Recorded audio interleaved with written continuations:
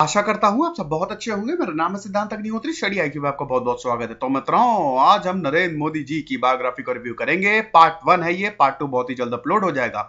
एक तबके को तो ये बहुत ज्यादा पसंद है और एक तबके को ज्यादा रास नहीं आते हैं, तो अब इनकी पूरी लाइव देखेंगे, एनालिसिस करेंगे। और प्राइम मिनिस्टर सीरीज है ये, मैं सारे प्रधानमंत्रियों की जीवन का रिव्यू कर रहा हूँ, उनकी जीवनी आपके सामने लेके आ रहा हूँ। तो अगले जो हैं वो मोदी जी हैं। तो चलिए आगे बढ़ते हैं। @e-connect मेरा फेसबुक पेज है, सिद्धांत अग्निहोत्री मेरी फेसबुक प्रोफाइल है। दोनों ही जगह मुझसे लेक्चर्स की पीडीएफ ले सकते हैं, मुझसे सवाल भी पूछ सकते हैं। साथ ही साथ ईयर एंड सेल चल रही है दोस्तों, हर कोर्सेज पे ह्यूज डिस्काउंट चल रहा है। आप इन नंबर्स पे कॉल करिए, वेबसाइट विजिट करिए, आपको बहुत ज्यादा लाभ होने वाला है। तो चलिए आगे बढ़ते हैं दोस्तों। ये सारे के सारे प्रधानमंत्री हैं आजादी के बाद से। जवाहरलाल नेहरू का जो रिव्यू है वो ऑलरेडी अवेलेबल है। जवाहरलाल नेहरू की बायोग्राफी भी अवेलेबल है, और Nehru as an architect of India, ये हाल ही में मैंने इस पे भी सेशन पूरा किया हुआ है।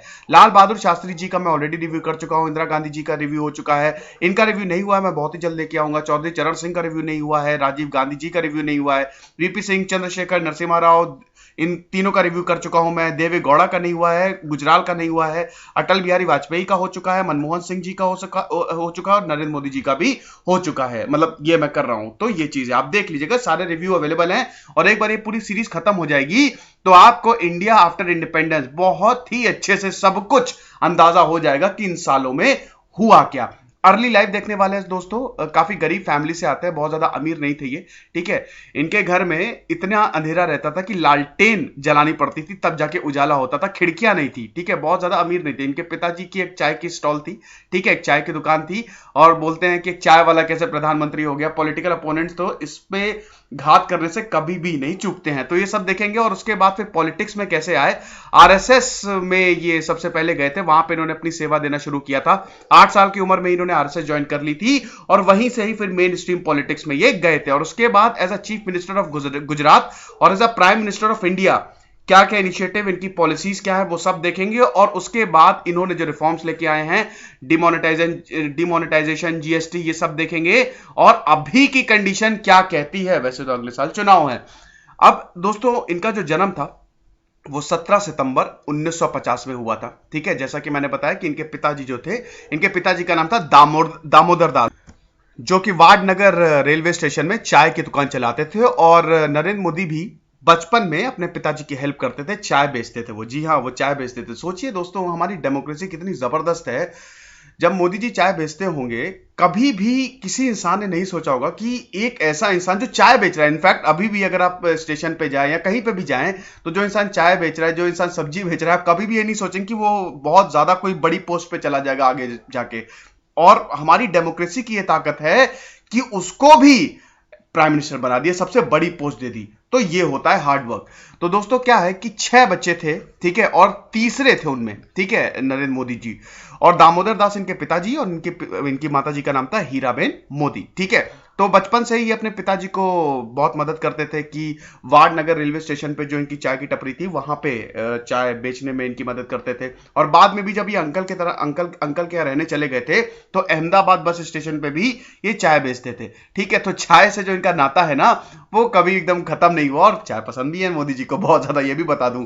उसके बाद दोस्तों, सुबह तो ये चाय बेचते थे, अब पढ़ाई आपको कंप्लीट करनी है।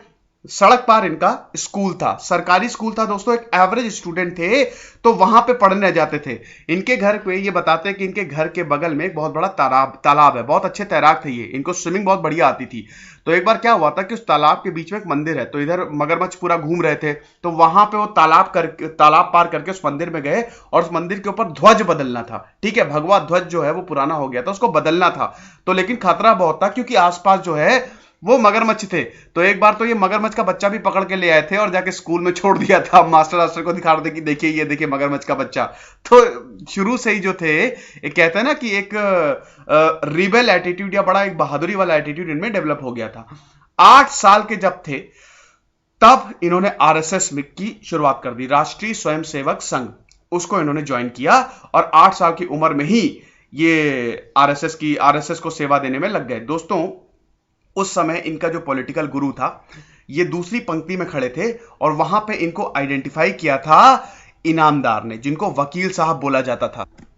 तो लक्ष्मण राव इनामदार ने इनको उस समय स्पॉट किया था। और उसके बाद फिर बाल स्वयं सेवक संघ, उसमें ये ज्वाइन किए थे और वहां पे फिर उन्होंने अपनी सेवाएं देना शुरू की थी। अब उसके बाद दोस्तों कहानी आगे बढ़ती है, चाय की दुकान भी ठीक चल रही है, फैमिली भी ठीक चल रही है, लेकिन दिक्कत तब शुरू हो जाती है जब इनकी शादी तय कर दी जाती है। जी हाँ, उस समय क्या होता था कि बचपन में ही शादी तय कर दी जाती थी, तो मोदी जी की भी बचपन में शादी तय कर दी गई थी। अब उसके बाद ये बहुत नाराज होते हैं, बिल्कुल भी शादी नहीं करना चाहते थे। मोदी जी को पढ़ने का बहुत शौक था, ठीक है।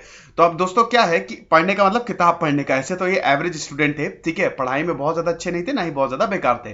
तो इनकी शादी तय कर दी जाती है, तो अब इनको बिल्कुल बिल्कुल भी ये नामंजूर होता है कि मेरी इतनी छोटी सी उम्र में शादी कर दी जाए। तो ये क्या करते हैं, घर छोड़ के भाग जाते हैं। अब इसका एक तर्क ये भी दिया जाता है कि एक बार मोदी जी ने बोला घर वालों से, क्योंकि दोस्तों क्या है कि मोदी जी आध्यात्म की तरफ बहुत ज्यादा बढ़ने लगे थे और एकदम जो ये सारी चीजों से दूर होते जा रहे थे। तो इन्होंने मतलब इनकी माता जी जो थी वो बड़ी इससे चिंतित रहती थी कि कहीं ऐसा ना हो कि मेरा जो बेटा है वो सन्यासी हो जाए और सन्यास में चला जाए, बड़ी दिक्कत रहती थी।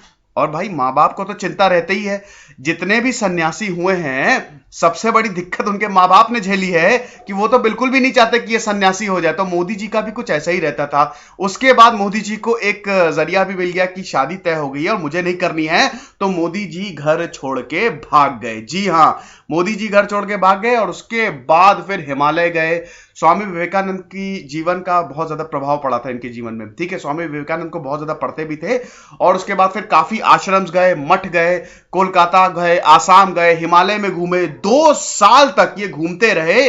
और उसके बाद फिर 1967 में इन्होंने अपना घर छोड़ा था और 1969 में फिर ये 2 साल बाद वापस आए थे। परिवार को पता तक नहीं था कि ये कहां गए हैं और इनका कोई भी नामो निशान नहीं था। तो जब ये आए बड़ी बड़ी दाढ़ी और एकदम एक सन्यासी की एक बिल्कुल वेशभूषा, तो वहां पे लौटे थे और हर कोई बहुत ज्यादा खुश हुआ। और फिर इनकी बहन ने बोला कि देखो मोदी जी, मतलब मोदी भैया आ गए हैं, तो पूरा परिवार इनका बहुत खुश हुआ। तो मोदी जी एकदम रिफॉर्म्ड होके लौटे वाडनगर और उसके बाद फिर इनका अगला चरण स्टार्ट होता है। जब मोदी जी वापस आए तो इनकी मां ने सोचा कि अब ये लड़का शादी कर लेगा, लेकिन मोदी जी को यह अंदाजा था कि जैसे ही मैं वापस जाऊंगा फिर शादी का वही बैंड बजना शुरू हो जाएगा, तो बेटर है कि मैं यहां से खिसक लूं। तो मोदी जी फिर अहमदाबाद चले गए। अहमदाबाद में इनके अंकल की दुकान थी, इनके चाचा जी की दुकान थी। उन्होंने कहा कि मैं वहीं रहूंगा, मतलब उनकी भी चाय की ही टपरी थी, ठीक है, वहां पे भी उनकी चाय की स्टॉल थी अहमदाबाद बस स्टेशन पे। तो उन्होंने कहा कि मैं वहीं पे ही रहूंगा और उसके बाद फिर वो अहमदाबाद चले गए और अपने अंकल के यहाँ कुछ टाइम उनके साथ काम किया, चाय की स्टॉल वहां पे भी लगाई। तो ये चीज थी, लेकिन अब असली चीज शुरू हुई है।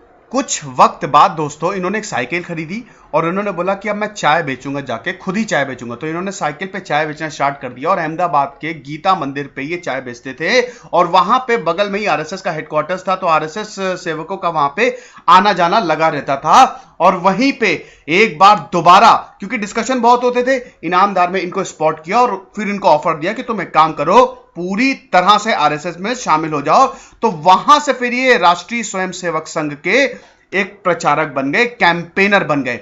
मीनवाइल इन्होंने bachelor of arts BA degree in political science भी हासिल की, इन्होंने ओपन यूनिवर्सिटी से हासिल की, जहां पे मतलब जैसा कि मैंने बताया कि इनको और इतना ज्यादा टाइम नहीं मिलता था पढ़ने का, तो वहां से फिर उन्होंने पढ़ाई की।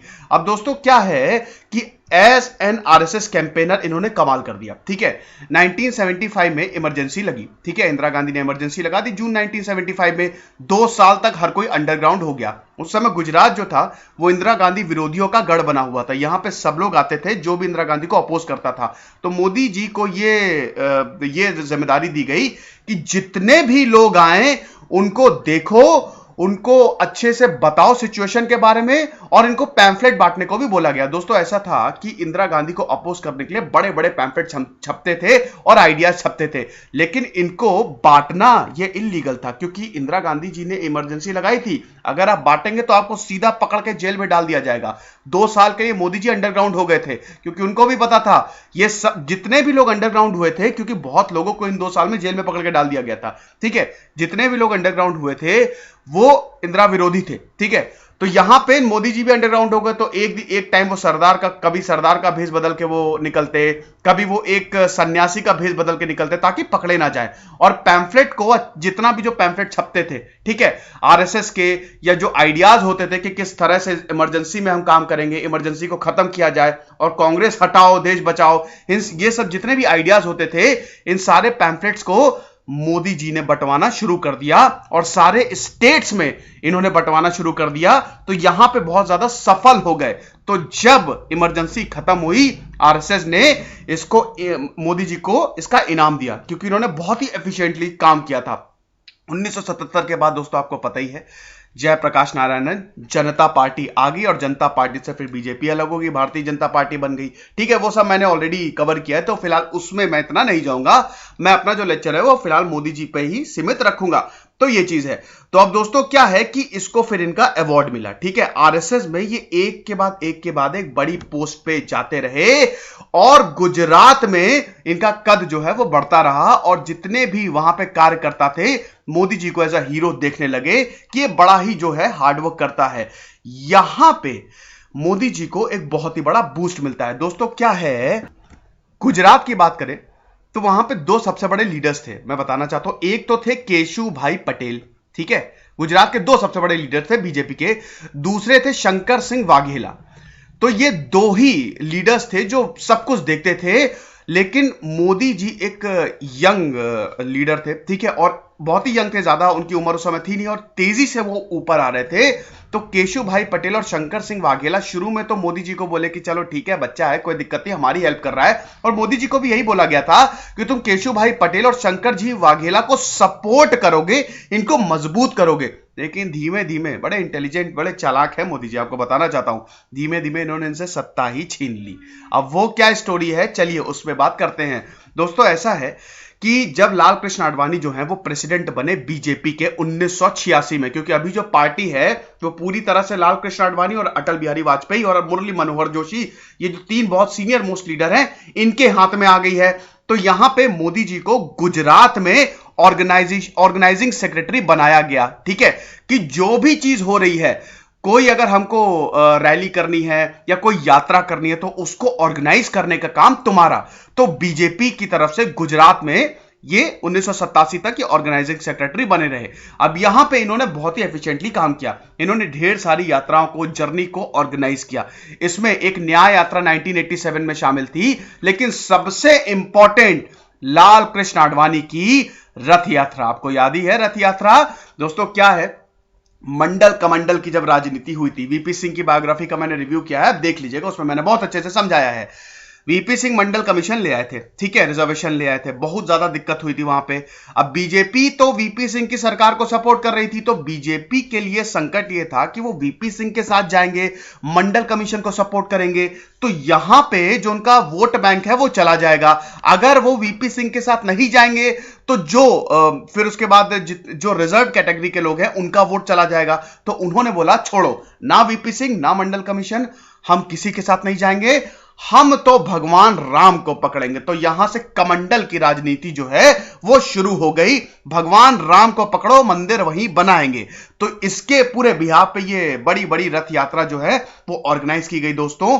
और बेसिकली इसको गुजरात के सोमनाथ से अयोध्या तक जाना था। ठीक है, काफी लंबी चौड़ी रथ यात्रा थी और गुजरात में जो ये रथ यात्रा ऑर्गेनाइज करने का काम नरेंद्र मोदी को दिया गया। लाल कृष्ण आडवाणी लीड कर रहे थे और लाल कृष्ण आडवाणी के पहले सारथी जो थे वो मोदी जी थे। और यहीं से ही लाल कृष्ण आडवाणी और मोदी जी बहुत ही करीब आ गए। ये अलग बात है कि बाद में लाल कृष्ण आडवाणी, अटल बिहारी वाजपेयी कट्टर विरोधी हो गए मोदी जी को। गुजरात दंगों के बाद तो सीधा बोल दिया कि मोदी जी को हटाना ही पड़ेगा।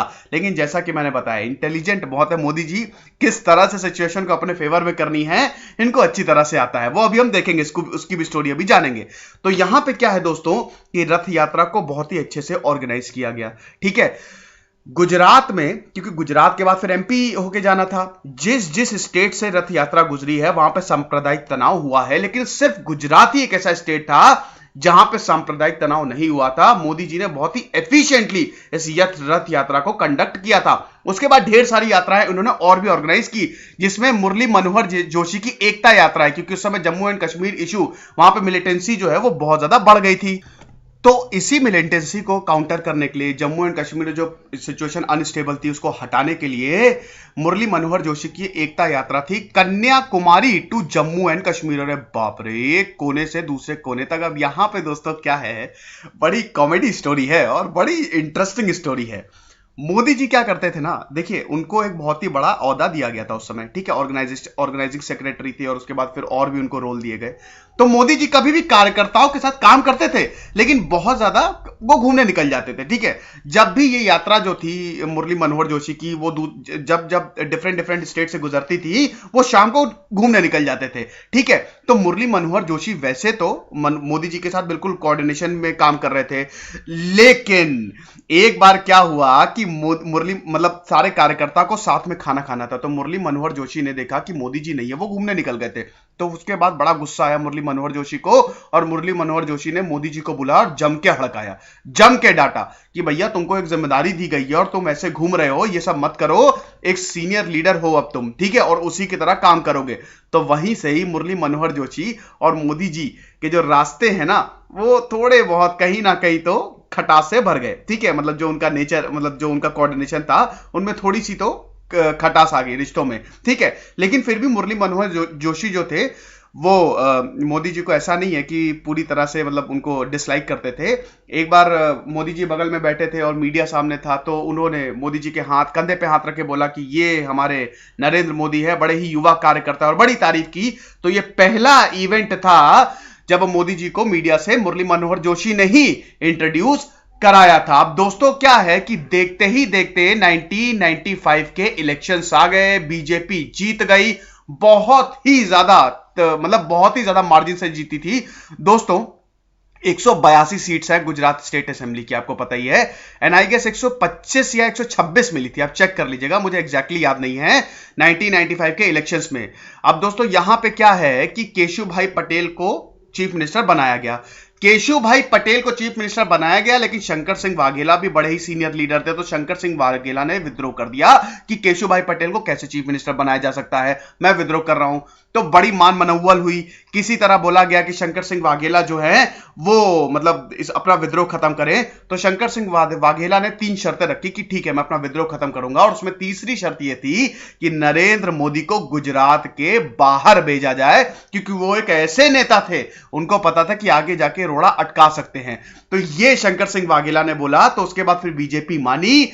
वैसे तो नरेंद्र मोदी को प्रमोट करके बाद में भेजा गया, ठीक है, नरेंद्र मोदी को जनरल सेक्रेटरी बनाया गया और दिल्ली भेज लिया गया, और उसके बाद 4 स्टेट का इनको प्रभारी भी बनाया गया। लेकिन मोदी जी को भी पता था कि गुजरात से उनको ये जो भेजा गया है और ये दिल्ली का जो रास्ता दिखाया गया, इसमें बहुत बड़ा खेल चल रहा है। अब दोस्तों यहां पे शंकर सिंह वाघेला भी खुश, केशु भाई पटेल भी खुश, मोदी जी इतने खुश नहीं। मोदी जी को गुजरात आना था और वहां की राजनीति को अपने हाथ में लेना था। आ गया मौका 2001 2002 बहुत अच्छे से ये आ गया। केशु भाई पटेल की हेल्थ जो थी वो नीचे हो रही थी। दूसरी बात, भूकंप भी आया था, आपको पता ही है उस टाइम। तो जो भुज में भूकंप आया था, वहां पे केशु भाई पटेल माइग्रेट करने में लोग मतलब जो लोकेशन है, ठीक है, क्योंकि भैया जब भूकंप आता है तो बड़ी जान माल का नुकसान होता है, तो लोगों को आपको वहां से हटाना होता है। तो ये केशु भाई पटेल करने में नाकामयाब हो गए, और भी बहुत सारी चीजें थी। तो केशु भाई पटेल को हटाने का अब वक्त आ गया। तो बीजेपी ने एक नए कैंडिडेट को देखना शुरू कर दिया। अब बीजेपी ने देखा मोदी जी से तो बेहतरीन कोई नहीं है, तो वहां पे लेकिन मोदी जी और बीजेपी में एक टसल भी शुरू हो गई। इतना आसान नहीं है दोस्तों सब कुछ। देखिए इससे पहले ये बोला जा रहा था, जब मोदी जी बहुत ही ऊपर आ रहे थे, तेजी से सत्ता में ऊपर आ रहे थे, तो केशु भाई पटेल, शंकर सिंह वाघेला का मानना था कि मोदी तो बहुत जूनियर है, वो उसको क्या आता है, उसको तो हम कभी भी साइड लाइन कर देंगे, हम सीनियर लीडर्स हैं। यहां पे वो एनालाइज करने में नाकामयाब हो गए थे, क्योंकि मोदी जी ने इतनी जबरदस्त पैठ बना ली थी कि उस समय उनकी सिचुएशन या उनको हिलाना आसान नहीं था। अंगद का पैर जमा के वो बैठ गए थे। तो फाइनली उनके पास मौका आया। अक्टूबर 2001 में उन्होंने, मोदी जी ने रिप्लेस कर दिया केशु भाई पटेल को, और गुजरात के चीफ मिनिस्टर जो हैं वो नरेंद्र मोदी बने। इलेक्शंस भी आने वाले थे दोस्तों, बहुत ही जल्द इलेक्शंस भी आने वाले थे, लेकिन इलेक्शन से पहले ही एक बहुत बड़ी, एक जो कहते हैं ना दाग, जो मोदी जी के जीवन पे एक दाग है, वो है गुजरात दंगे। उपद्रवियों ने दोस्तों साबरमती के 2 डिब्बों में आग लगा दी। उन डिब्बों में वो लोग सफर कर रहे थे जो अयोध्या जा रहे थे, ठीक है, पीसफुली जा रहे थे, उपद्रवियों ने आग लगा दी। उसके बाद पूरे गुजरात में जो है वो दंगे फैल गए, ठीक है। 58 लोग, मतलब वैसे तो अप्रोक्सीमेटली 60 लोग मारे गए थे, मतलब पूरा जो डब्बा बंद करके वो पूरा ट्रेन को जला दिया गया था। दो साबरमती एक्सप्रेस के 2 डब्बों को जला दिया गया था। 27 फरवरी 2002 की बात है, गोधरा के पास। यहां पे उसके बाद ऐसे दंगे फैले हैं, 750 से ज्यादा मुस्लिमों की जान गई, 250 से ज्यादा हिंदुओं की जान गई। और यहां पे सीधा मोदी सरकार पे यह आरोप लगाया जाता है कि इन्होंने कुछ भी नहीं किया। हालांकि मोदी सरकार ने उस समय बोला था कि किसी भी दंगाई को देखो और गोली मार दो, लेकिन मोदी जी के भी स्टेटमेंट कुछ इस तरह से आए थे उस समय गुजरात रायोट्स में कि एकदम बिल्कुल हिलाने वाले थे। और उस समय अटल बिहारी वाजपेयी को बहुत ज्यादा गुस्सा आया था, और वहीं से ही अटल बिहारी वाजपेयी लाल कृष्ण आडवाणी के रिश्ते जो है वो मोदी से खराब होना शुरू हो गए। और अटल बिहारी वाजपेयी ने तो सीधा, ये तो आपको एक प्रेस कॉन्फ्रेंस का वाकया भी याद होगा कि जब वो तो नेट पे भी अवेलेबल है, आप देख लीजिएगा, कि जब अटल बिहारी वाजपेयी और नरेंद्र मोदी साथ में बैठे हुए हैं तो अटल बिहारी वाजपेयी सीधा ये टॉन्ट मारते हैं, ये तंज कसते हैं। और जो सही बात भी है, उन्होंने बोला था मोदी जी से कि आप जो है अपना राजधर्म निभाए। तो उस समय मोदी जी, वैसे तो पूरी प्रेस कॉन्फ्रेंस में बड़े असहज थे मोदी जी, तो जैसे ही उन्होंने ये बात सुनी तो मोदी जी ने उनको तुरंत काटते हुए बोला अटल जी को कि वही निभा रहे हैं साहब। तो अटल जी को भी पता चला कि अब ज्यादा दिक्कत, मतलब ज्यादा अगर मैं बात आगे बढ़ाऊंगा तो यहीं पे भी झगड़ा ना शुरू हो जाए। तो फिर अटल जी तो बहुत सुलझे हुए इंसान थे, तो उन्होंने फिर वहीं पे चीजों को खत्म किया। तो ये जो एक दाग है, इससे पहले एक और अटल जी बात बोल चुके थे कि गुजरात दंगों के बाद मैं जब देश जाता हूं, देश विदेश की यात्रा करता हूं, तो वहां पे मेरे बहुत सारे मुस्लिम देश भी हैं, तो अब मैं क्या मुंह लेके जाऊंगा उनके पास। तो मोदी जी को यहां पे अटल जी बिल्कुल, उन्होंने फिर मतलब पसंद नहीं करते थे, वो चाहते थे कि मोदी जी जो है वो इस्तीफा दे दें, गुजरात के चीफ मिनिस्टर से वो इस्तीफा दे दें। और यही दोस्तों हुआ भी। अब दोस्तों क्या था कि अटल जी सिंगापुर दौरे पे थे, तो अटल जी सिंगापुर दौरे पे थे, तो अटल जी ने लाल कृष्ण आडवाणी से कहा कि जब मैं वापस आऊं तो मोदी जी को हटा देना। मतलब ये पूरा जो सीएम का किस्सा है, इनडायरेक्टली बोला उन्होंने, हटा देना, कि जो चीफ मिनिस्टर ऑफ गुजरात का ये जितना भी है ये सब कुछ सुलझ जाए। लेकिन जब वो सिंगापुर से वापस आए अटल जी, तो लाल कृष्ण आडवाणी इस मसले को सुलझाने में नाकामयाब रहे थे। तो यहां पे अटल जी को गुस्सा आया, लेकिन वो गुस्सा व्यक्त नहीं करते थे, आपको पता ही है। तो उसके बाद ये हुआ कि राष्ट्रकारिणी बैठक होनी थी गोवा में, तो अटल जी लाल कृष्ण आडवाणी दोनों ही वहां पे जा रहे थे। तो ये बिल्कुल पक्का था कि ये जो पार्टी है बीजेपी जो है वो इस्तीफा मांग लेगी, क्योंकि दोस्तों ऐसा क्या है हुआ ना कि जब गुजरात दंगे हुए तो अब अटल जी तो गठजोड़ की सरकार चला रहे थे। 1998 में जो उनकी सरकार आई थी, उसके बाद फिर 1999 में पूरी तरीके से आई थी, तो वो तो एक गठजोड़ की सरकार चला रहे थे, 20 दल को वो साथ लेके चल रहे थे। अटल बिहारी वाजपेयी तो उनको पता था कि गुजरात दंगों का असर बहुत खतरनाक होगा। तेलुगु देशम पार्टी, डीएमके और रामविलास पासवान, इन सब ने बोलना शुरू कर दिया कि अगर गुजरात दंगों पे कुछ नहीं किया गया तो हम सपोर्ट वापस ले लेंगे। तो बीजेपी के ऊपर बहुत ज्यादा प्रेशर आया। तो उसके बाद राष्ट्रकारिणी बैठक में यह बिल्कुल तय था कि गोवा में यह बैठक होनी थी कि यहां पे मोदी जी का जो है इस्तीफा मांग लिया जाएगा। तो वहां पे अटल जी, लाल कृष्ण आडवाणी और जितने भी सीनियर लीडर्स हैं, ठीक है, वो जब गए गोवा में राष्ट्रकारिणी बैठक में, उससे पहले ही मोदी जी ने इस्तीफे की पेशकश कर दी कि मैं जो है अपना रेजिग्नेशन जो है वो पार्टी को सौंप रहा हूं। जैसे ही ये बात हुई, जैसा कि मैंने बड़ा बताया, मोदी जी को पता था सिचुएशन को अपने अंडर कैसे करें। तो जैसे ही उन्होंने ये बात बोली, तुरंत नारे लगने शुरू हो गए, हम इस्तीफा नहीं देने देंगे और ऐसा नहीं है, आप हमारे लीडर हैं। उस समय अटल जी को समझ में आ गया कि सिचुएशन बहुत ही खतरनाक हो सकती है। अरुण जेटली फिर स्टेज पे आए। अरुण जेटली ने यह रिक्वेस्ट किया कि आप इस्तीफे को वापस ले लीजिए। प्रमोद महाजन ने भी, जो कि अटल बिहारी वाजपेयी के बहुत ज्यादा करीबी थे, तो प्रमोद महाजन ने भी इसका सपोर्ट किया। तो अल्टीमेटली ये जो इस्तीफा था ये एक्सेप्ट नहीं किया। और उसी वक्त 2002 में जब चुनाव हुए तो बीजेपी जो है वो पूरी बहुमत से गुजरात में आई। ये पोलराइजेशन, ये ध्रुवीकरण करने में कामयाब हो गए थे। वैसे मोदी जी चाह रहे थे कि 6 महीने पहले ही चुनाव हो जाए, क्योंकि ये पूरा फायदा लेना चाह रहे थे। तो उन्होंने चीफ इलेक्शन कमिश्नर से ये रिक्वेस्ट की थी, लेकिन उन्होंने बोला था नहीं, अभी नहीं करेंगे। ठीक है, तो मोदी जी ने, देखिए, इसका फायदा तो बीजेपी को भरपूर तरीके से हुआ। तो पूरी तरह से गुजरात में आई और फिर उन्होंने सेकेंड टर्म जो है वो स्टार्ट कर दिया। अब दोस्तों ऐसा नहीं है, वहां पे गुजरात में मोदी जी ने बहुत ज्यादा डेवलपमेंट किया, निवेश बढ़ाया। वैसे गुजरात मॉडल ये हर जगह लॉन्च करना चाहते हैं, देश में भी इस समय गुजरात मॉडल बोलते हैं कि उसी के तर्ज पे हमको चलना चाहिए। गुजरात मॉडल है क्या? हर गांव को बिजली दो, टूरिज्म बढ़ाओ, एनर्जी सेक्टर, जॉब में ट्रांसपेरेंसी लाओ, डिसेंट्रलाइजेशन करो, उसके बाद फिर जितने भी इरिगेशन प्रोजेक्ट्स है बड़े बड़े उनको लगाओ, निवेश बढ़ाओ, इन्वेस्टमेंट अट्रैक्ट करो, मैन्युफैक्चरिंग सेक्टर को बढ़ाओ। तो ये इनका गुजरात जो है मॉडल है और यही चाह रहे थे। लेकिन दोस्तों इसमें डेवलपमेंट में डिबेट ये होती है कि एग्रीकल्चर को उतना बढ़ाने में कामयाब नहीं हो पाए। ठीक है, एग्रीकल्चर बहुत ज्यादा नहीं पढ़ा, मैल न्यूट्रिशन इनके एरा में बहुत ज्यादा था। ठीक है, और गुजरात तो पहले से ही बहुत ज्यादा डेवलप था, तो उसको कोई ऐसा उन्होंने कमाल नहीं कर दिया। ठीक है, तो ये खैर मत और मतलब क्या कहते हैं कि अगेंस्ट और फॉर में ये लोग रहते हैं। कुछ लोग बोलते हैं बहुत ज्यादा गुजरात में डेवलपमेंट हुआ, कुछ लोग बोलते हैं उस डेवलपमेंट को सस्टेन बहुत ज्यादा नहीं कर पाए, वो जैसा था वैसा ही रहा। तो ये चीज थी। अब दोस्तों क्या है कि हम अगले लेक्चर में देखेंगे पार्ट 2 में कि Narendra Modi as a prime minister उन्होंने क्या किया और किस तरह से उन्होंने सत्ता संभाली। तब तक खुश रहिए, पढ़ते रहिए। दिस इज सिद्धांत Agnihotri signing off, and share जरूर कर दीजिएगा। Thank you so much.